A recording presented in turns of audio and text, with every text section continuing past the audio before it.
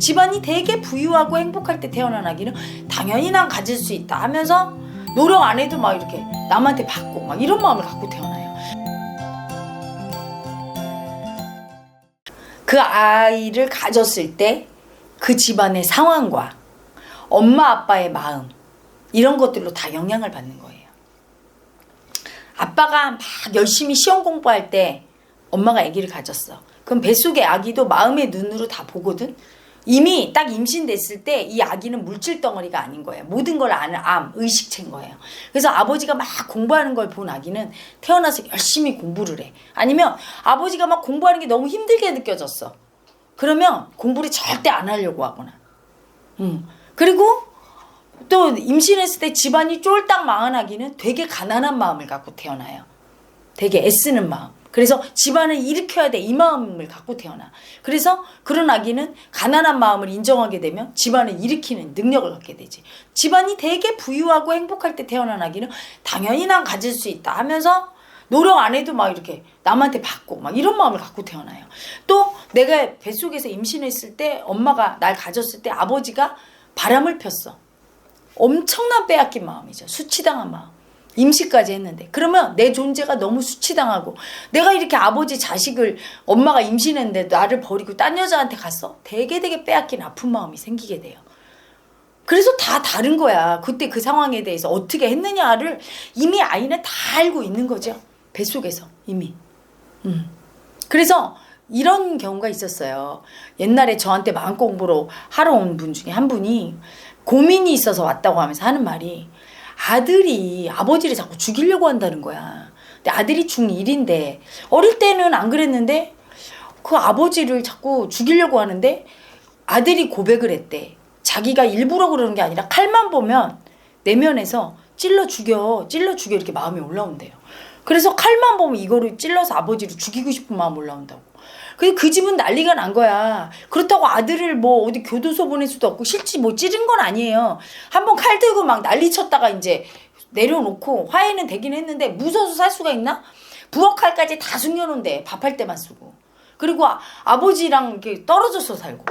막 올라오면 막 죽인다고 난리를 치시니까 그럴 때는 방문 잠그고 막 밖에서 잠궈 달라고 그러고 아들이 또 미치는 거야 이 마음 때문에. 그래서 그 아들을 이제 오라고 해서 아버지랑 사이도 좋고 괜찮았대요. 근데 이제 사연을 들어보니까 뱃속에 있을 때 아버지 사업이 망한 거야. 그래서 엄마가 얘를 임신한 상태에서 막 파출부도 하고 엄청 힘들게 했는데 아버지가 자격지심이 세겠죠. 그쵸? 그러니까 그날도 파출부하고 온 엄마한테 내가 지금 무능해서 일 못한다고 네가 나 보라고 파출부하러 다니지 돈 좀 남아있는 거 왜 안 쓰고 파출부해 하면서 시비 걸다가 때린 거야.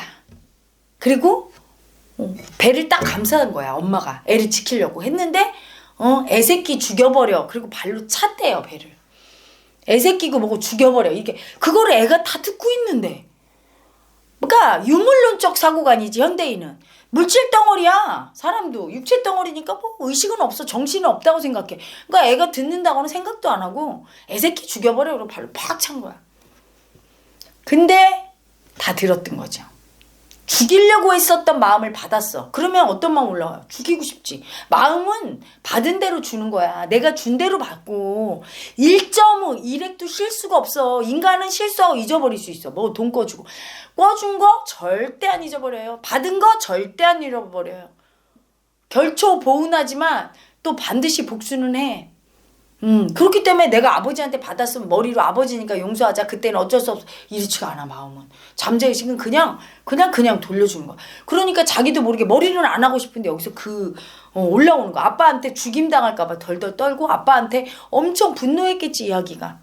딱 받았던 아기가. 그래서 그냥 빙의가 확 떠서 말을 하더만. 눈이 정말 이렇게 슉 변하면서 죽여버릴 거야. 나가면 죽인다. 기다려. 이러는데 정말 그때는 저도 이 마음 공부 입문한 지 얼마 안 됐을 때야. 얼마나 무서운지 정말 죽을 뻔했어요. 그 정체를 모르니까. 지금 같으면 미안해. 얼마나 아팠어. 이렇게 막 달랠 줄 알아. 마음은 순수하거든. 그 마음만 이해해주면 아무렇지 않아요. 사랑스러워. 화내는 걔도 너무 서럽고 아파서 그런 거야. 내가 이렇게 아버지를 사랑하는데 아버지가 나한테 그랬어? 이런 건데 그때는 내가 마음의 원리를 모르니까 너무 무서워갖고 저거 진짜 죽을 뻔해서 식은땀이 나더라고. 눈이 이렇게 변하면서 올라왔는데. 그래서 막 미움을 막 풀게 토해내겠어. 그랬더니 막 죽인다고 날뛰는데 정말. 그래서 그걸 화를 풀게 하고 아버지 오라고 그래서 아버지 무릎 꿇고 잘못했다고 하게 하고. 그리고 나서 해결이 된 게 그 세션을 한 5번은 한 것 같아. 그게 쉽게 안 풀리더라고요. 그게 왜냐하면 그 아이 혼자뿐이 아닌 조상 대대로 그 아버지도 근데 깜짝 놀라고 그 아버지도 뱃속에 있을 때 할아버지한테 그런 일을 당한 걸 또 아는 거야. 그래서 아 이게 유전되는구나 마음이. 똑같은 일을 경험을 하는 거예요. 그래서 한 5번인가 세션하고 가라앉은 적이 있거든. 이해받고. 지금 같으면 이제 그런 경우에 천도제를 딱 해서 마무리를 하면 더 정확하겠죠. 조상이 아픈 한이지. 부모한테 인정 못 받고 죽임당할까봐 벌벌 떨면서 부모가 날 죽이려고 했었던 그 마음. 그거 이해 못 받았던 마음을 풀겠죠. 이처럼 이런 경험 정보에 따라 다 다른 거야. 그리고 뱃속에 임신했을 때는 완전 의식체로 인식해야 돼요. 다 알고 있어. 임신하는 순간부터. 그래서 옛날에 우리 조상들은 태교가 발달해서 아이가 서운할 말 하질 않고 임산부가 서운하면 아이도 서운하다고 그래서 임산부는 제일 좋은 걸 줬잖아. 제일 맛있는 걸 주고. 그치? 애가 이쁜 마음, 사랑받은 애가 태어나야 예쁘니까. 그쵸? 근데 현대인은 어느 순간 마음에 대해서 인식을 안 해주니까 그래도 지금은 태교도 하고 애들한테 신경 쓰고 옛날보단 좋아졌죠. 그래도 조상대대로 내려온 그 아픈 마음은 그냥 존재하고 있는 거예요. 그래서 한 아이의 무의식 유전자는 모든 조상의 마음이 합인데 그중에 제일 영향을 미치는 건 내가 엄마 뱃속에서 들어가서 그 10달 동안 경험 정보가 다 새겨지는데 그때 다 다르거든. 형제마다.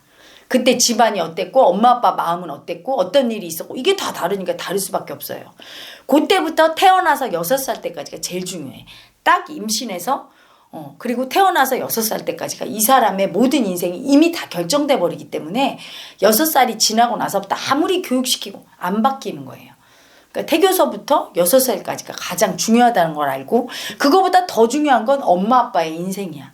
엄마 아빠의 모든 아픔이 애한테 다 유전되기 때문에 엄마 아빠가 자기 마음의 아픔을 이해해주고 이 마음 공부를 하면 희한하게 자식들은 다 엄마 아빠의 아픈 운명을 따라가지 않고 바뀌는 이유가 공명하면서 아이들이 치유되기 때문에 그래요. 그래서 나는 나 혼자가 아니라 모든 조상의 합이고 부모가 바뀌면 3대가 바뀌는 거야. 엄마 아빠가 바뀌면 그 할머니 할아버지 무의식이 바뀌고 자식의 무의식이 바뀌죠. 내 무의식이 바뀌어. 내 아픈 마음을 이해해줘서 유전인자가 바뀌면 내 자식과 내 부모가 바뀌는 거야. 공명현상이 일어나. 영채마을에서도 청산을 막 해. 내 마음을 아픔을 이해해줘. 그러고 나면 자식들이 바뀌고 자식들이 아프고 한번 뭐 병원 갔다 감기 걸렸다 아팠다 이러면서 바뀌고 부모가 또 바뀌고 이게 삶이 이렇게 바뀌는 걸 볼 수 있죠. 다를 수밖에 없는 거예요. 이 세상에 어떤 존재도 똑같지가 않아.